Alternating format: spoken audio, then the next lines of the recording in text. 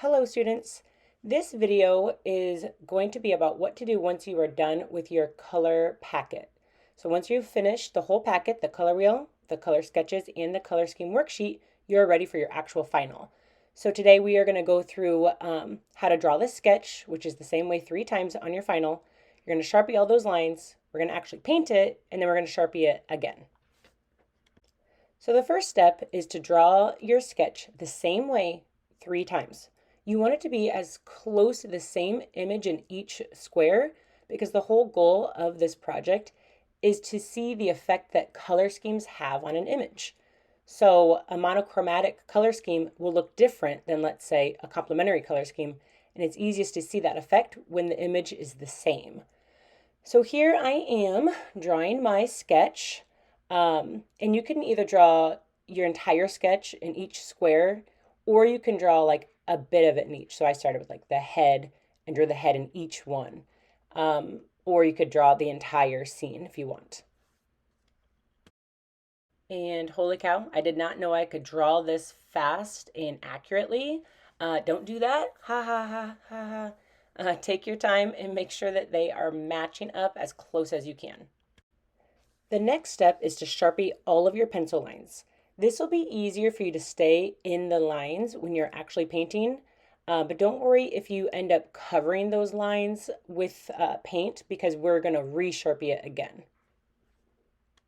And like I said, when I was sketching it out with my pencil, you can either do like little bits in each one at a time, like I am, or you could do the entire scene. It's whatever you feel like doing. So the next step is what you have all been waiting for. It is to actually paint. Yay! So you've done your packet. You've figured out how to make your entire final sketch it all out. Now you need to make sure that you are painting it correctly. You've put in all this hard work. Let's do this right. So as I mentioned before, we want to see the effects that color schemes have on an image. So you need to try to make as many tints, shades, and tones that are within that color scheme. So the monochromatic would have, you're going to pick out one color, whatever color it is, and you're going to make lots of different types of that color. So you've got like here I've got orange, I've got light orange, I've got dark orange, I've got really light orange, really dark orange.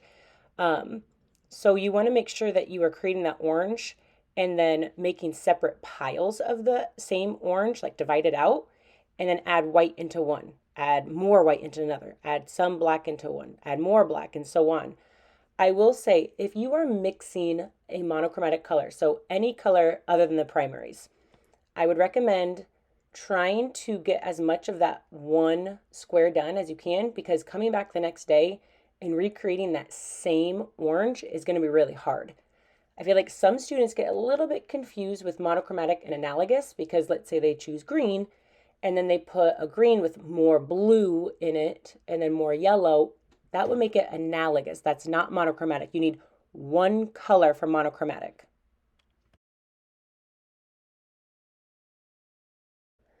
Next up, I'm doing my analogous here. So I chose violet, red violet, and blue violet. You can't see it super well, but I did add like tints and shades to each of those 3 analogous colors.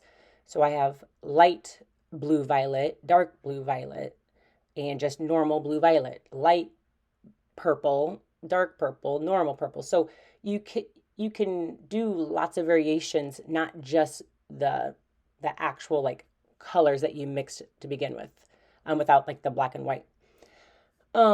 So I want to remind you guys that however you colored your worksheet is how you will be painting this. So there's really not a lot of thought process in choosing colors. It's more just creating the colors themselves. But however you use color pencils on that worksheet is the exact same way you're going to try to color or paint your painting. I also want to remind you guys that throughout this entire painting process, you need to wash your brush in between the colors that you're using. I know this video is really, really fast, and so you can't see me doing it, but I am using different types of brushes for like the smaller parts and a little bit bigger brushes for the bigger ones, but I am definitely washing my brushes in between each one. So you don't want to mix your colors on accident. All right, here we go with the last one, the complementary color scheme. On my worksheet, I chose green and red, so I made my green, and here I'm making different types of that green. So I have green, really light green, dark green, and so on. I'm going to do the same thing with red. So if you just do the two complementary colors and no variations of that, no tint, shade, or tone, it's going to look very boring. Don't do that. We want to have fun with these and see the different effects. So make sure that you're using tints, tones, and shades within every color scheme. Wow, we got our painting done. Woohoo! So now that we have all of our color schemes painted, it's dried, we are now going to Sharpie all of the lines again to really make each section pop. So once your painting's dry, you're going to Sharpie the lines, and then we're going to mount these onto a piece of construction paper and label our color schemes. And I'll have another video about that.